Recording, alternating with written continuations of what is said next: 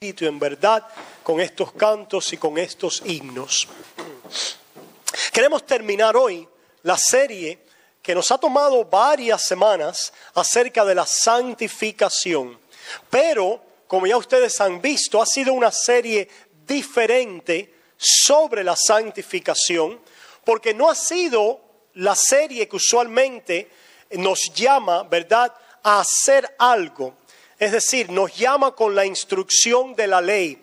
Eso hay que hacerlo y eso es necesario. Y esa instrucción acerca de la santificación es parte de la predicación sobre santificación. Pero lo que hemos querido hacer es la pregunta un poco más profunda, no solamente de qué hacer. Sabemos el hacer es la obediencia en los mandamientos de Dios, sino poder responder cómo lo puedo hacer. Aquella pregunta que me hiciera un joven en consejería una vez, el cual me decía: pastor, yo sé lo que tengo que hacer, a veces lo que no tengo es el poder para hacerlo. Esa es la pregunta que ha ocupado esta serie. ¿Cuál es el poder para cambiar? ¿Cuál es el poder para vivir en victoria sobre el pecado en la vida cristiana? La santificación es aquel proceso a través del cual Dios nos hace crecer en frutos de justicia. Todo cristiano, toda aquella persona que ha sido justificado delante de Dios, ha sido santificado posicionalmente delante de Dios, separado para Él, pero también por virtud de la unión con el Santo Espíritu de Dios, la nueva simiente a la cual Dios nos ha unido en el Espíritu Santo. La persona que ha nacido de nuevo también es una persona que crece, que aumenta en frutos de justicia. Los frutos de nuestra santificación. Y es muy importante, en esta serie no hemos hecho mucho énfasis en eso, pero es importante recordar que no hay un santo de Dios que ha sido justificado, que no ha sido santificado y que no esté siendo también continua, progresivamente, de una manera durante su vida, que esté creciendo en esa santidad. ¿Qué es esa santidad? Cristo en mí, dando frutos de arrepentimiento, frutos de justicia. Decía una persona a la cual asistimos a una conferencia recientemente, un hombre que Dios utilizó para hablarnos de la santificación, el hermano Jorge Luis Trujillo. Él es un maestro de matemática y nos da una ilustración muy interesante, ¿verdad? Y se la quiero compartir. ¿A cuántos les gusta la matemática y los números aquí? A ver, no hay muchas personas, pero siempre hay algunas personas que les gusta. A mí me gusta ver los números de las páginas de los libros cuando las volteo, ¿verdad? Cuando estoy leyendo, pero ya hasta ahí llega mi matemática, ¿verdad? Pero decía este muchacho que es un maestro de matemática y le gusta la matemática y los números, que hay números en la matemática que se llaman irracionales. ¿Es correcto eso? No, para mí es algo irracional, pero bueno. Hay números que se llaman irracionales y las características de estos números es que crecen y crecen y crecen, pero nunca llegan. ¿Es correcto? Es decir, nunca llegan a ser un número racional, final. Crecen, crecen y crecen y crecen, pero nunca llegan. Y él asemejaba el camino de crecimiento del cristiano en la santificación a una persona que por el Espíritu Santo de Dios da frutos en ese espíritu, crece y crece y crece, pero en esta vida nunca llega. ¿Por qué?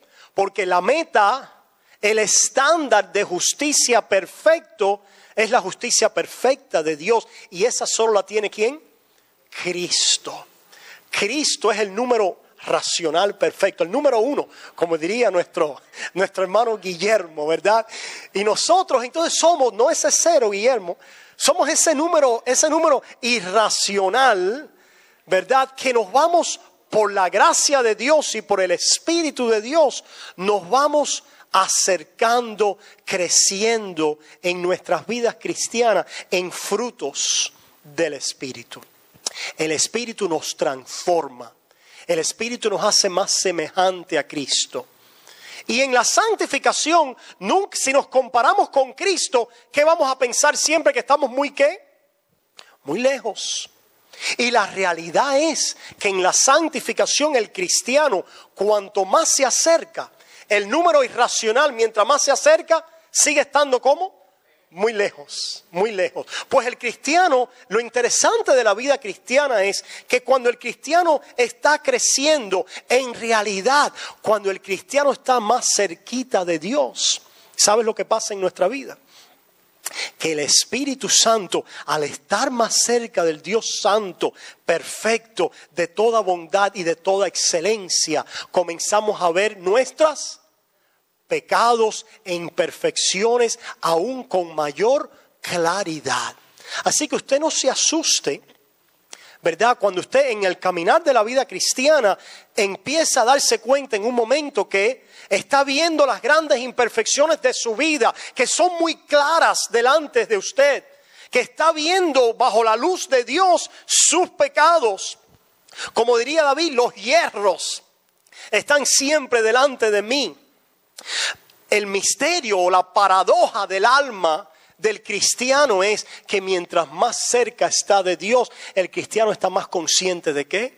De sus pecados. Mientras más cerca está el alma de esa fuente de luz, esa luz más inunda esa alma con el conocimiento verdaderamente de mi gran necesidad de Dios. Y eso es precisamente lo que hace el estar cerca de Dios. Cuando estamos más cerca de Dios, por virtud de su excelencia, reconocemos nuestra falta. Y al reconocer nuestra falta, lo que decimos es, oh, cuánto yo necesito de mi Dios. ¿Cuántos han dicho así últimamente? Cuánto necesito de Dios. Mientras más cerca estoy, más veo su excelencia, su perfección, y más veo mi imperfección, y más crece en mí mi dependencia y mi necesidad de Él. ¿Se dan cuenta cómo funciona la santificación? Por eso es que Pablo en sus mejores días, como nosotros decíamos hace un tiempo atrás, decía, miserable de mí, ¿quién me librará de este cuerpo de muerte? Ahora, ¿por qué Pablo podía decir eso? Escúchenme. Solamente la persona que ha sido aprendido, sostenido, alcanzado por la gracia de Dios, puede reconocer sus maldades. Si tú tienes mucha gracia de Dios en tu vida, tú eres una persona que más fácilmente vas a poder reconocer tus ¿qué? Tus pecados, tus faltas, tus imperfecciones. Eres una persona que más rápido y más fácil vas a poder decirle a la persona que has agraviado, lo siento, pero de una manera verdadera. Eres una persona que más fácil o más rápido, en vez de amenazar y culpar a otros, ¿qué pasa a la persona que no está asegurada en gracia? Cuando vemos nuestra imperfección, somos muy intimidados por la imperfección que vemos en nosotros y tenemos enseguida que hacer ¿qué? Apuntar a otros. ¿Y qué? Y causar a otros y enjuiciar a otros. Y decir, es tu culpa. Eso es lo que hizo Adán y Eva. ¿Qué se hicieron? Se señalaron el uno al otro. Es tu culpa, es tu culpa. Pero el Hijo de Dios, cuando la gracia nos alcanza, empezamos a hacer ¿qué? A mirarnos a nosotros primero. Y a mirarnos a nosotros porque la gracia nos ha alcanzado. Y en esa gracia hemos oído la palabra del Evangelio que viene y nos dice, Cristo te amó y se dio a sí mismo por ti para perdonar tus pecados, para cancelar la deuda, para predicar el año agradable del Señor en tu vida. ¿Qué es esa gracia? Una gracia en la cual yo puedo acercarme a perfección y no oír condenación. Una gracia que me libera no para andar en licencia de pecado. Hermanos, la persona que diga, ay, yo estoy en gracia y ahora yo puedo hacer lo que me da la gana, qué bueno, ahora voy a pecar, voy a acabar con el mundo. Esa persona no es cristiano. Esa persona no ha conocido la gracia de Dios. La gracia de Dios que viene del Espíritu Santo en nuestras vidas no produce eso en el corazón de un hijo.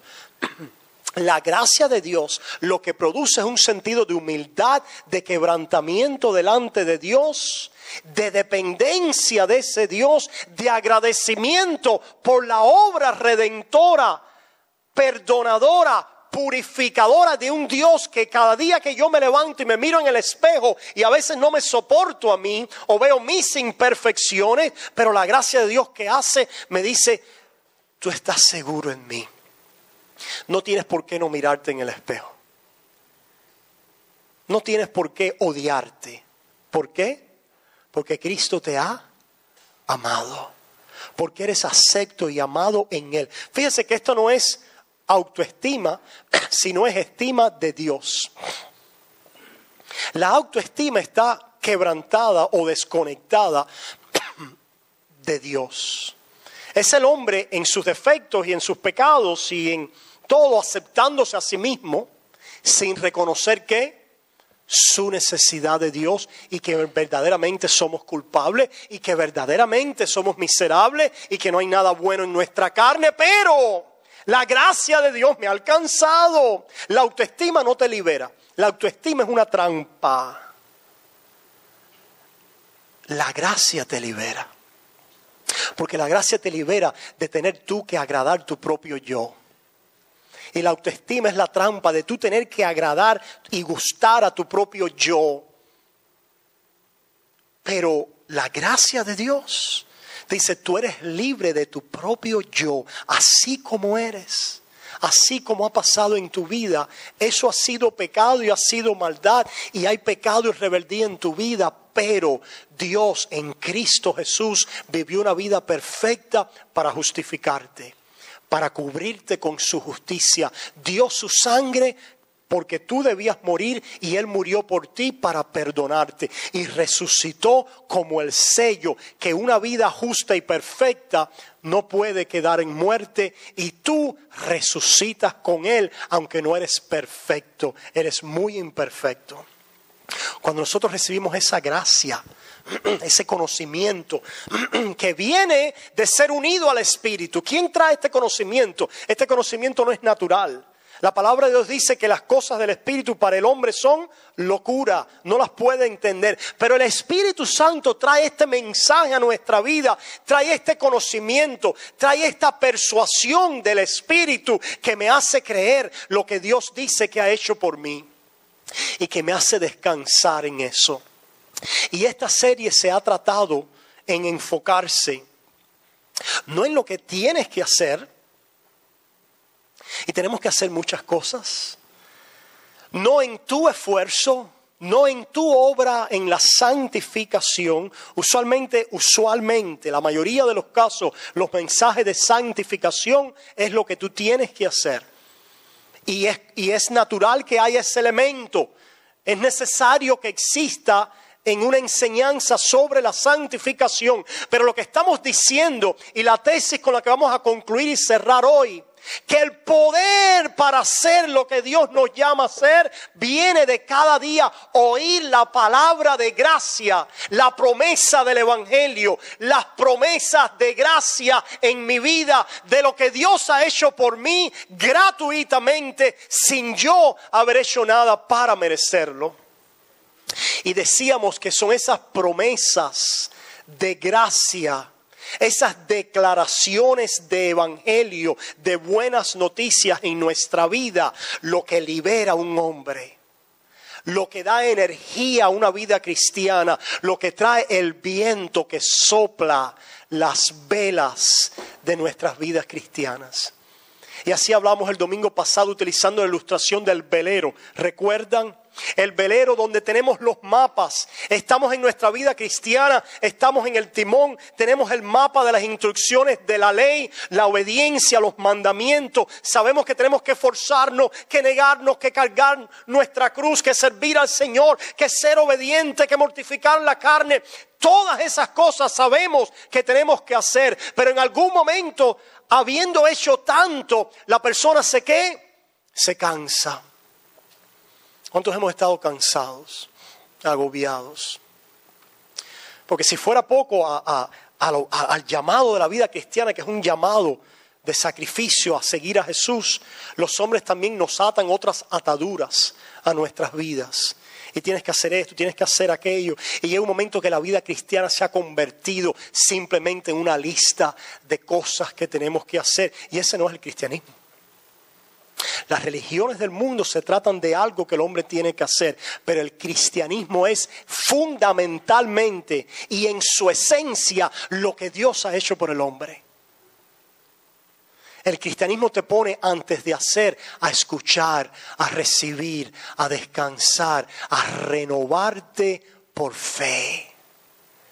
Y hemos dicho entonces que es esa fe que es descansar en lo que me ha sido dado, que es descansar en lo que Dios ha hecho por mí, que nosotros entonces podemos recibir el viento que impulse nuestra vida. ¿Cómo puedo cambiar en mi vida? ¿Cómo puedo dejar de hacer pecado? ¿Cómo puedo dejar de hacer aquellas cosas que me asedian en mi carne? Escucha la palabra del Evangelio, tu identidad, quién tú eres, lo que Dios ha hecho por ti. Medita en ellas cada día, llénate de ese conocimiento todos los días y veamos el resultado en la vida de un hijo de Dios que tiene el Espíritu, que se llena del Evangelio. Ahora decíamos que si esto es correcto, si es verdad que el poder de la vida cristiana radica en el Evangelio, en las declaraciones de lo que Dios ha hecho por nosotros, para entonces hacer el registro bíblico lo debe demostrar.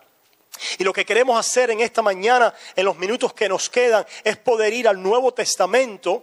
Ustedes tienen varias citas en el Antiguo Testamento con la misma idea. Y allí en el Nuevo Testamento, en varias citas, ver si esta tesis es apoyada, es demostrada por el registro bíblico. ¿Qué tesis? Lo que vamos a ver, que si es verdad que el poder de la vida cristiana es las promesas del Evangelio, entonces cada vez que nosotros hablamos la palabra, abrimos y estudiamos, especialmente en el Nuevo Testamento, el Nuevo Testamento y la palabra de Dios está llena de ¿qué? De mandamientos, ¿verdad que sí? De exhortaciones. Esos son imperativos. ¿Qué cosa es un imperativo? Un imperativo es un mandamiento. Cuando yo te digo, abre la puerta, te estoy diciendo ¿qué? Un mandamiento, un imperativo. Cuando yo te digo, la puerta está abierta, ¿te estoy dando un imperativo? No te estoy dando un mandamiento. Te estoy diciendo algo que te indica una realidad. La puerta está abierta, no me dice que tengo que hacer nada, ¿verdad? Abre la puerta, me dice que tengo que hacer algo. Pues lo que quiero con la palabra de Dios demostrar en esta mañana es que cada vez que hay un mandato, un imperativo en la palabra de Dios, si ustedes van a fijarse en el contexto, ustedes van a ver el imperativo de la ley, pero van también a ver en ese contexto de la palabra las indicaciones, los indicativos de las promesas de gracia. Ustedes van a ver en el registro bíblico que los imperativos, los mandamientos están apoyados y salen de la seguridad de un indicativo de gracia, de una promesa evangélica, de lo que Dios ya ha hecho, que es un indicativo de gracia, una declaración de lo que Dios ha hecho, en la cual puedes descansar. Definimos, ¿qué cosa es un indicativo, una declaración de gracia? Una declaración de lo que Dios ha hecho por nosotros, en lo cual no tenemos que hacer nada, simplemente por la fe que hacemos, descansamos en ella.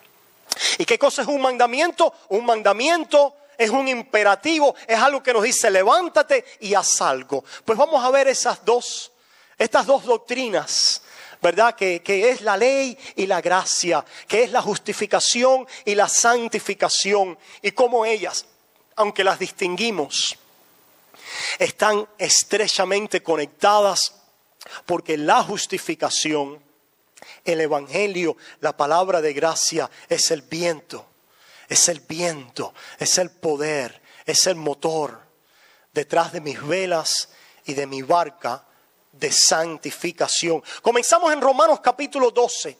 Ahí en Romanos capítulo 12, versículo 1, vamos a ver unos cuantos versículos. Romanos capítulo 12, versículo 1 y 2. Dice así la palabra. Así que, hermanos, os ruego por las misericordias de Dios que presentéis vuestros cuerpos en sacrificio vivo, santo, agradable a Dios, que es vuestro culto racional. No os conforméis a este siglo, sino transformaos por medio de la renovación de vuestro entendimiento, para que comprobéis cuál sea la buena voluntad de Dios, agradable y perfecta. ¿Tenemos mandamientos en estos dos versículos? Sí.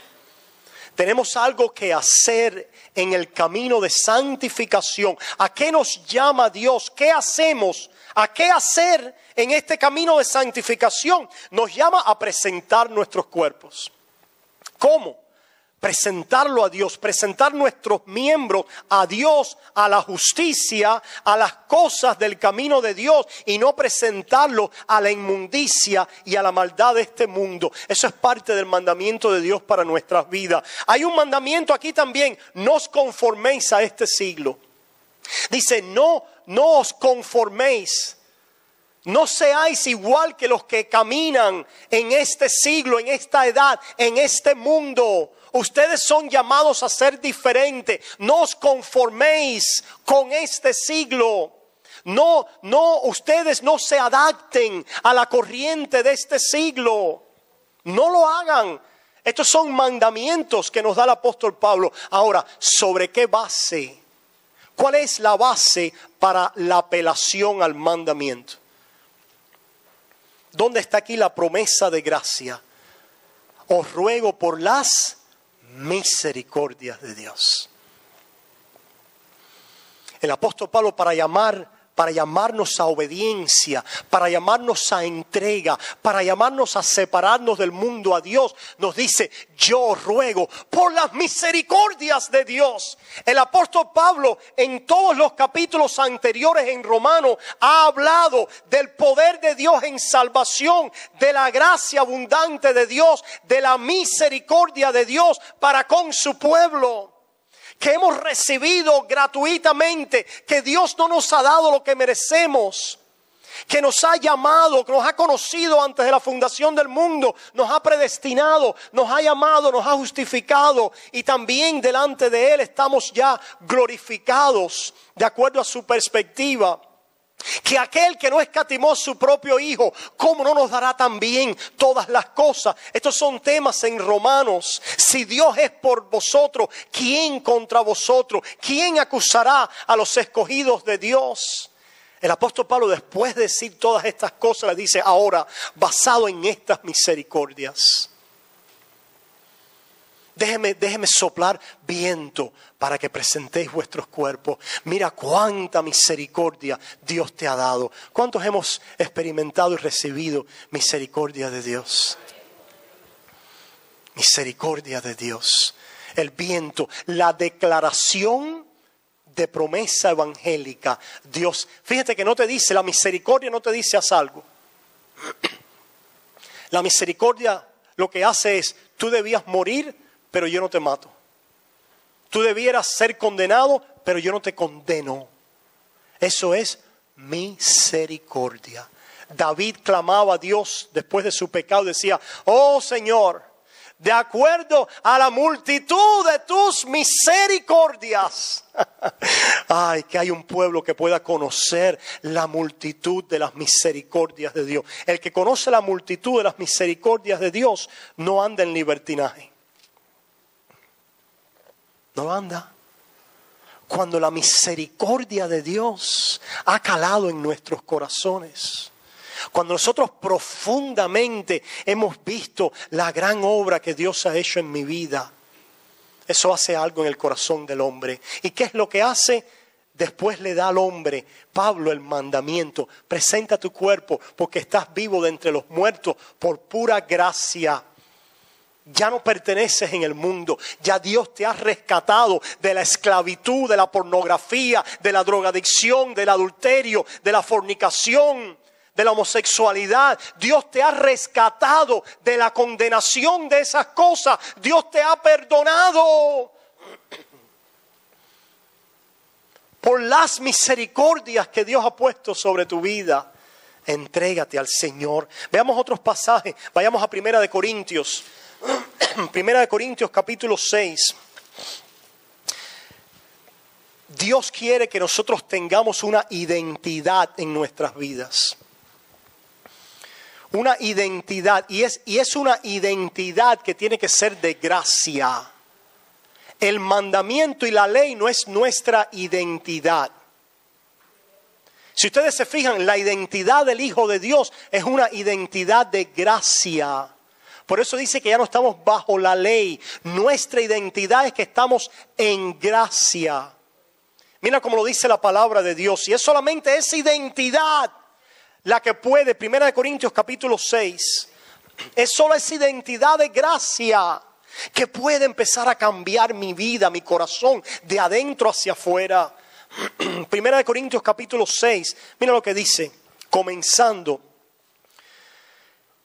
en el versículo 9. 1 Corintios 6, 9, ¿no sabéis que los injustos no heredarán el reino de Dios? No erréis, ni los fornicarios, ni los idólatras, ni los adúlteros, ni los afeminados, ni los que se echan con varones, ni los ladrones, ni los avaros, ni los borrachos, ni los maldicientes, ni los estafadores heredarán el reino de Dios. Wow, qué lista esta, ¿verdad? Y pensar que no es solamente el cometer estas cosas, sino también el ¿qué? El tenerlas en nuestro corazón, o el desearlas en nuestro corazón, perseguirlas en nuestra mente, nos hace ya culpables ¿de qué? De estas cosas. Dice, los que estos tales que practican esto no heredarán el reino de Dios. ¿Cuántos de nosotros vemos en esta lista cosas que se aplican a nosotros?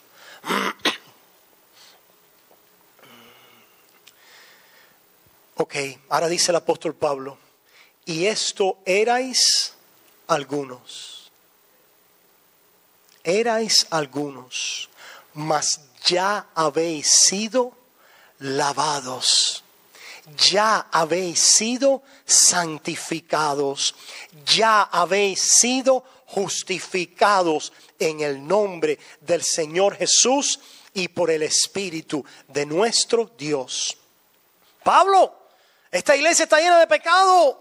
¿Cómo tú les dices que ya soy lavado y santificado y justificado? Si la iglesia de Corinto es la iglesia más carnal que hay en el Nuevo Testamento, Pablo. Y los pecados que hay de inmoralidad sexual, Pablo. Esta carta va dirigida a una iglesia que está en pecado, en divisiones, en carnalidad, a un hombre que está en un gran pecado de inmoralidad sexual. Y Pablo le recuerda a estas personas, número uno, su identidad. Su identidad. Les dice quiénes son, de quién son, a quién pertenecen. Esto erais algunos. Pero algunos lo continuaban haciendo, porque había un caso que estaba ¿cómo? En fornicación, en adulterio, en incesto. Y el apóstol Pablo esto se le aplica tanto a esa persona como a aquella persona en la iglesia de Corintios que no lo estaba haciendo. Esto se le aplica a todos los hijos de Dios. Todos los hijos de Dios ya habéis sido lavados, ya habéis sido santificados, ya habéis sido justificados en el nombre del Señor Jesús. Y Pablo utiliza esta apelación para entonces dar mandamiento. Pero en esta apelación es que Pablo habla a una iglesia en pecado y habla a una vida en pecado. Y después vemos una iglesia y una vida de esta iglesia como arrepentida. Arrepentida, volteándose ¿de qué? De su pecado.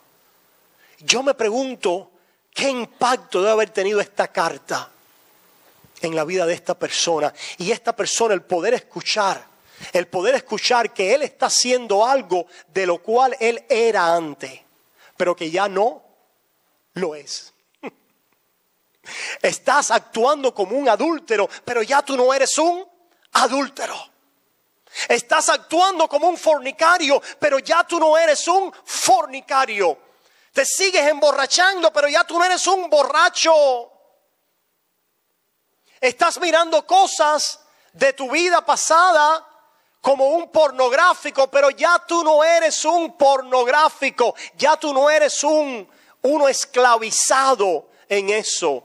Pero pastor, yo veo muchas de estas cosas en mi vida. Si tú eres un hijo de Dios, sabemos que el Hijo de Dios puede hacer y cometer pecado. Y el que entienda que el Hijo de Dios no puede hacer esto, entonces no ha entendido el mensaje bíblico y no entiende lo que está pasando en la iglesia de Corintios, donde había pecado y después hubo arrepentimiento.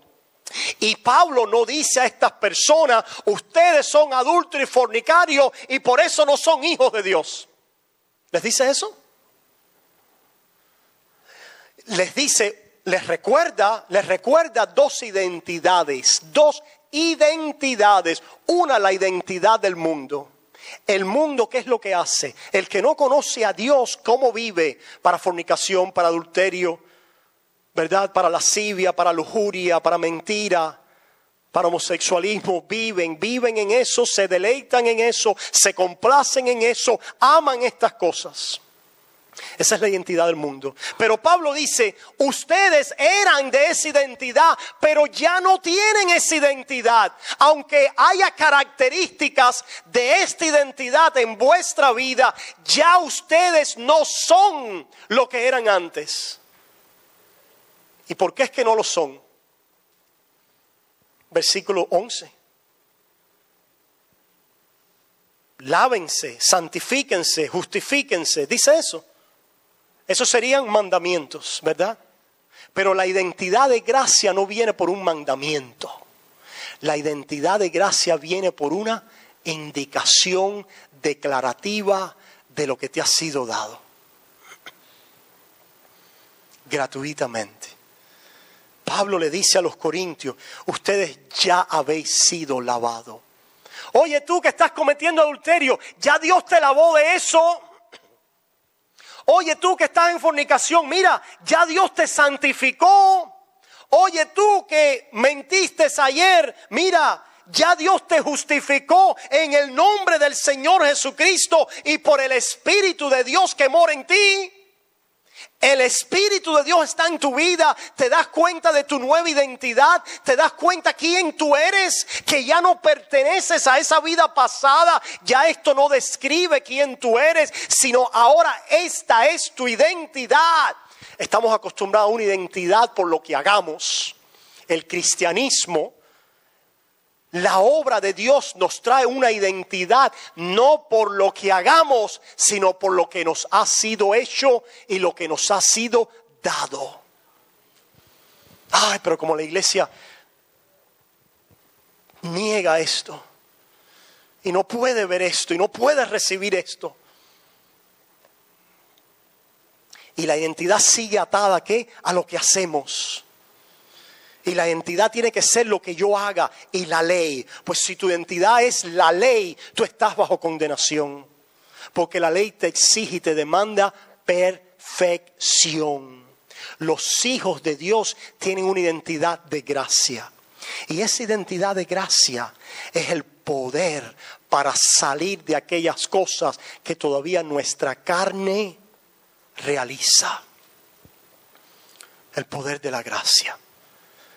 Por eso es que el Nuevo Testamento y Pablo hace esta declaración increíble aquí a esta iglesia y sigue diciendo más. Mira ahora como basado en declaraciones de gracia. ¿Se merece el malvado que lo perdonen? ¿Se merece el malvado que sea santificado en la sangre de Cristo? ¿Se merece el malvado que solo por la fe, que es un don de Dios, que Dios lo levante y le diga: yo te amo, yo te recibo, tú eres mi hijo? ¿Se merece nosotros los malvados? Nosotros los malvados, ¿nos merecemos eso? No lo merecemos. Es gracia. Nuestra identidad es caminar no por lo que merezcamos, sino por lo que nos ha sido dado. gratuitamente. Yo no sé usted, pero eso enciende mi vida con pasión, con amor, con agradecimiento, con libertad. Y en mi pecado, no hay nada más que me persiga más que en mi pecado oír el martillo, no de la ley. La ley está ahí siempre martillando en los pecados, pero oír este martillo: tú eres mi hijo, tú no perteneces ahí, tú tienes una vida mejor, tú eres del reino de la luz, tú eres santo, lavado, puro en mí, tú eres santificado, tú eres mi hijo. ¿Cómo me martilla eso? Que Dios me ame aún en mis caídas y en mis pecados. ¿A cuántos les martilla eso? ¿Cuántos no pueden resistir ese martillar de la gracia? Tienen que decir: oh Señor, Señor, ¿cómo no ir a ti, Padre? ¿Cómo no levantarme? ¿Cómo no ir a tus brazos? ¿Cómo no despojarme de pecado? ¿Cómo no purificarme en mi vida? ¿Cómo no entregarme a este amor que no lo entiendo, a esta gracia asombrosa? ¿Cómo no entregarme, Señor? ¿Cómo no levantarme hoy otra vez del hueco? ¿Cómo quedarme caído? ¿Cómo puedo quedarme caído en una gracia que no me deja caído?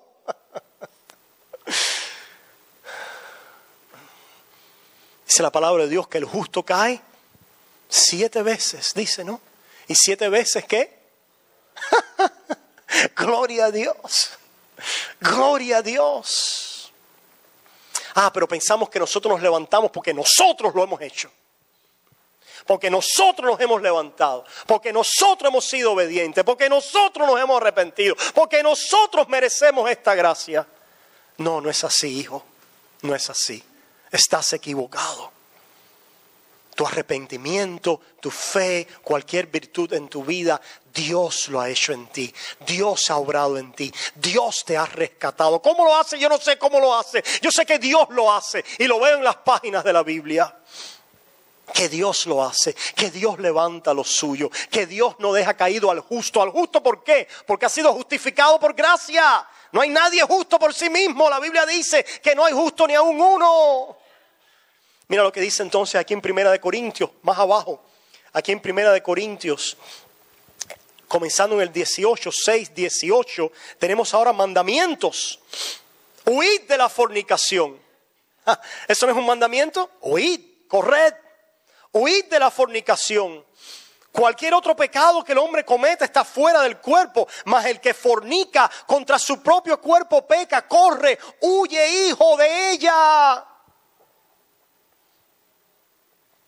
¿O ignoráis que vuestro cuerpo es templo del Espíritu Santo? Eso es un mandamiento. Es una declaración de gracia. Interesante. Huye porque hay algo en ti. Vuestro cuerpo es cuerpo del Espíritu Santo, el cual está en vosotros, el cual tenéis de Dios y que no sois vuestros, porque habéis sido comprados por precio. Eso es un mandamiento. Es una declaración. ¿De qué? De gracia, de fe. Pero ¿por qué Dios me compró a mí si yo no era la última Coca-Cola del desierto? Pero porque hay personas que piensan que Dios vino a rescatarlos porque eran lo último que Dios, si Dios no te buscaba a ti, pues Dios se perdía algo en la eternidad. No, lo hizo por gracia, por amor. Lo hizo para que le agrademos, para que le demos gracia, para que nos regocijemos, que no lo merecíamos, pero nos compró. Te ha comprado. Tú has sido comprado con precio, pueblo. Precio de sangre. Perteneces al Cordero. Perteneces al Dios Trino, perteneces a la justicia, perteneces a la santidad, perteneces al reino de luz, perteneces al reino eterno. Esas son declaraciones de gracia, de evangelio, de buenas noticias. Por lo tanto, huye. Glorifica a Dios en vuestro cuerpo entonces. Glorifícalo. Glorifícalo, dale gracias. Vamos a ver otro pasaje Creo que tenemos tiempo para otro y se nos va acotando el tiempo. Después ustedes pueden leer todos los demás en sus casas. Gálatas capítulo 2. O podemos verlo también el miércoles que viene, hacer otro paréntesis, el miércoles lo terminamos. Gálatas capítulo 2. Así que todos aquí tenemos cita el miércoles a las 7:30 para terminar el mensaje, ¿verdad? Gálatas capítulo 2. Mira lo que dice el apóstol Pablo en Gálatas 2:20. Gálatas 2:20. Gracias, Padre. Con Cristo estoy juntamente crucificado. Con Cristo estoy juntamente crucificado. Eso es un mandamiento, una declaración. Romanos capítulo 6 dice, consideraos muertos al pecado. Porque cuando Cristo murió, dice que nuestro antiguo hombre, nuestra antigua identidad, el hombre que estaba bajo condenación debajo de la ley, ese hombre murió y si murió, satisfizo las demandas de la ley. ¿Qué pedía la ley? Que el hombre muera. ¿Eso no lo pedía la ley? Pues Cristo murió. Si Cristo murió, todos los que están en Él satisfacieron la ley. Hubo satisfacción de la demanda de Dios. Por eso es que mira lo que dice la palabra, si leí en el versículo anterior, en el 19. Dice, porque yo por la ley soy muerto para la ley. ¿Qué quiere decir eso? El apóstol Pablo está diciendo, la ley decía que yo debía morir. La ley demandaba muerte. Y hay que satisfacer la ley santa de Dios, pero yo para satisfacerla tenía que morir. Pero Dios con su gran amor con que nos amó, dice que Él se entregó por nosotros, el justo por los injustos, el santo por los pecadores. El que no conoció pecado fue hecho pecado por nosotros y cargó la deuda de nuestros pecados sobre Él y murió la muerte que nosotros debíamos morir. Entonces nosotros que estamos en Él por la ley y la demanda de la ley y la muerte de Cristo, yo estoy muerto a esa ley, a la demanda de la ley. La ley ya no me mata. A fin de vivir para Dios. Nadie puede vivir para Dios que no ha sido liberado de una demanda legal. Eso lo dice el apóstol Pablo también allá en Romanos 6. Dice, vamos un momentico ahí, me atrevo a ir un momentico ahí, a ver, Romanos capítulo 6, discúlpame, Romanos capítulo 7, mira cómo lo dice brevemente. Romanos 7, utiliza una ilustración de matrimonio y mira lo que dice. Romanos capítulo 7, comenzando en el versículo 1. ¿Acaso ignoráis, hermanos? Pues hablo con los que conocen la ley, que la ley se enseñorea del hombre entre tanto que éste vive. Mientras tú estás vivo, a todo el pecador vivo, la ley le dice, tienes que darme ¿qué? Obediencia perfecta, y si no me la das, ¿qué tienes que darme? Muerte. Obediencia perfecta no la podemos dar. Lo único que podemos darle es ¿qué? Muerte. Al vivo le espera, al pecador vivo, no reconciliado, no justificado, hay una demanda de esa ley. Y mientras vivas, estás en esclavitud a ella. Olvídate que nunca le vas a dar obediencia perfecta. Si quieres seguir en ese camino, bueno, al final de todas formas te vas a dar cuenta que lo único que vas a poder darle es muerte. Morir. Porque la ley dice, a ver, pecaste una vez, ya, tienes que morir.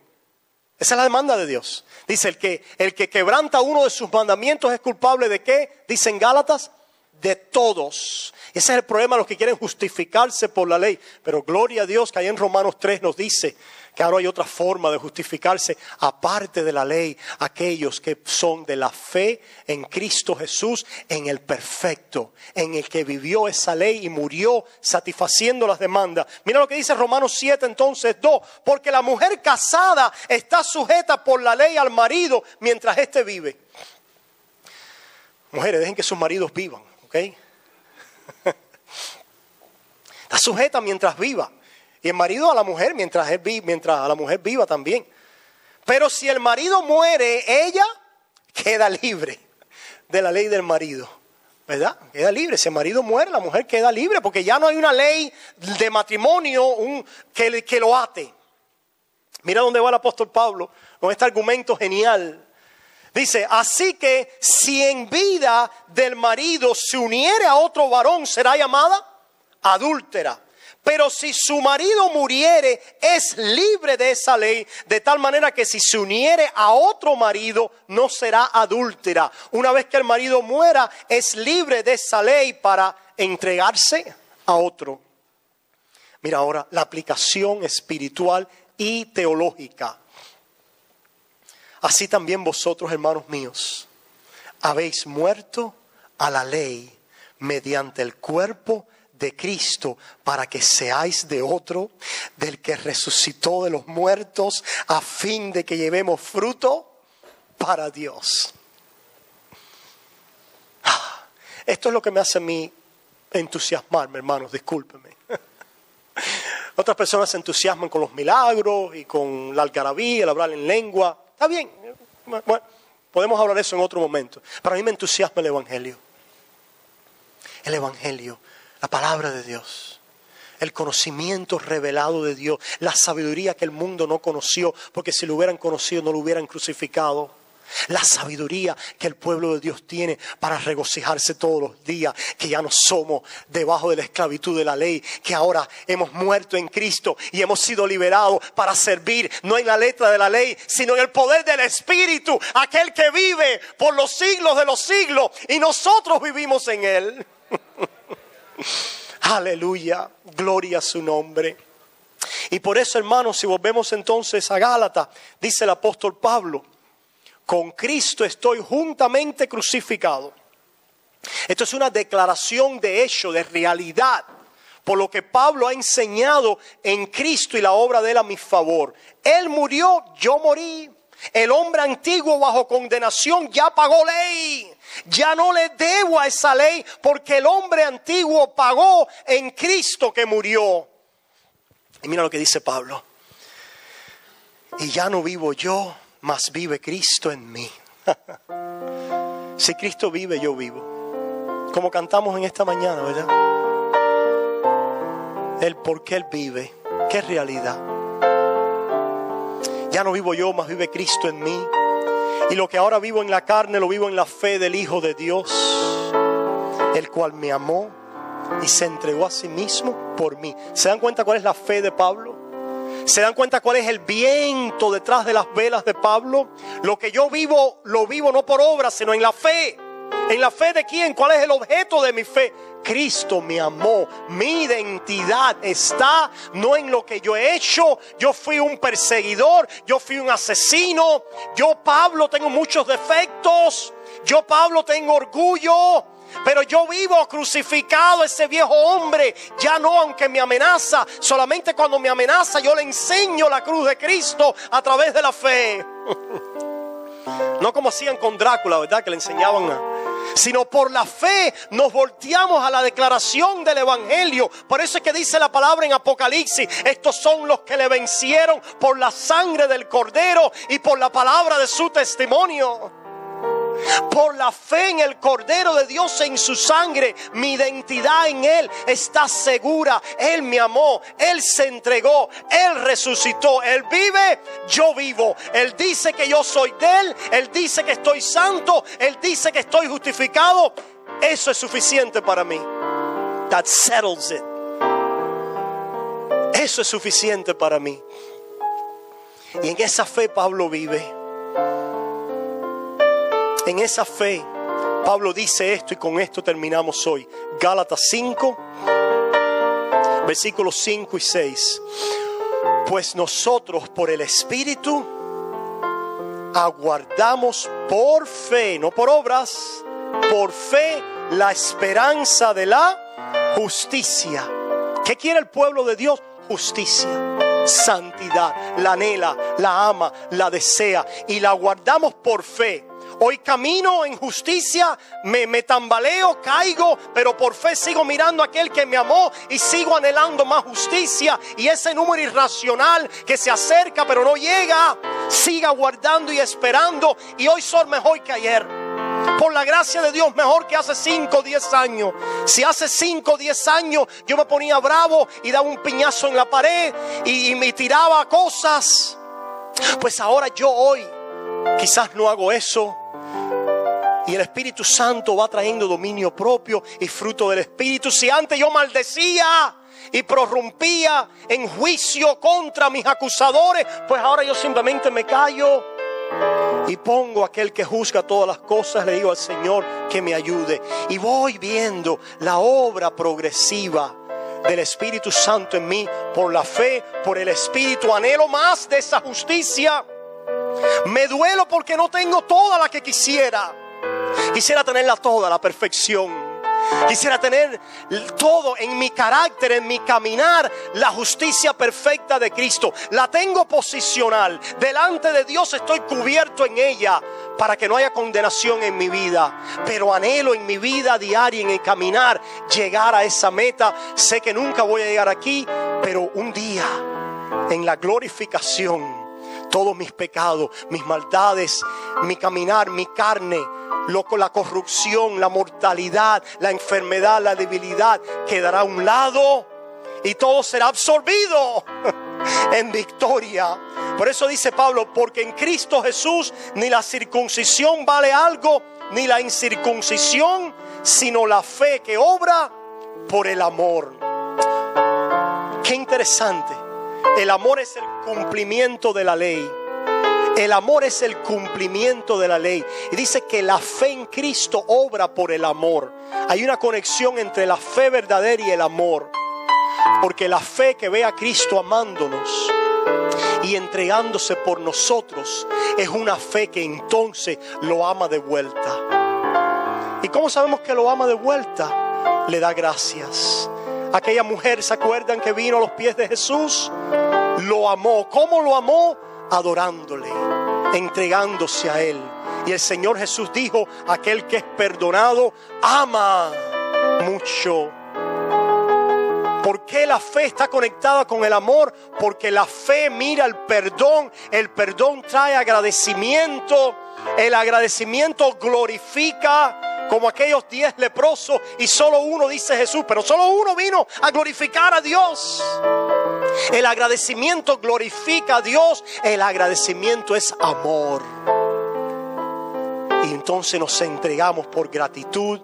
Agradecemos, glorificamos a Dios, le amamos y nos volteamos con el prójimo. Y nosotros que hemos recibido misericordia, se la podemos dar a nuestro prójimo.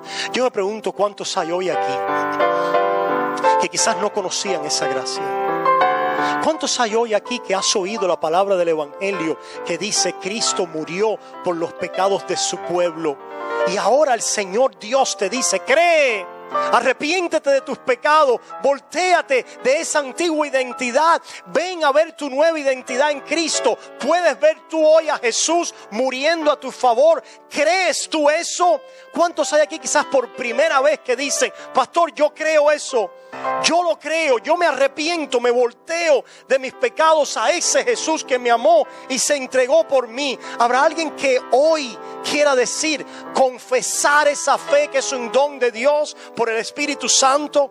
¿Alguien hoy quiere hacerlo? Levanta tu mano ahí donde estás. Si ese eres tú, si nunca lo has hecho y quieres dar ese testimonio hoy, yo espero que todos podamos ser parte de este pueblo, de esta casa de Dios, y que por esa fe podamos hoy movernos adelante en su gracia.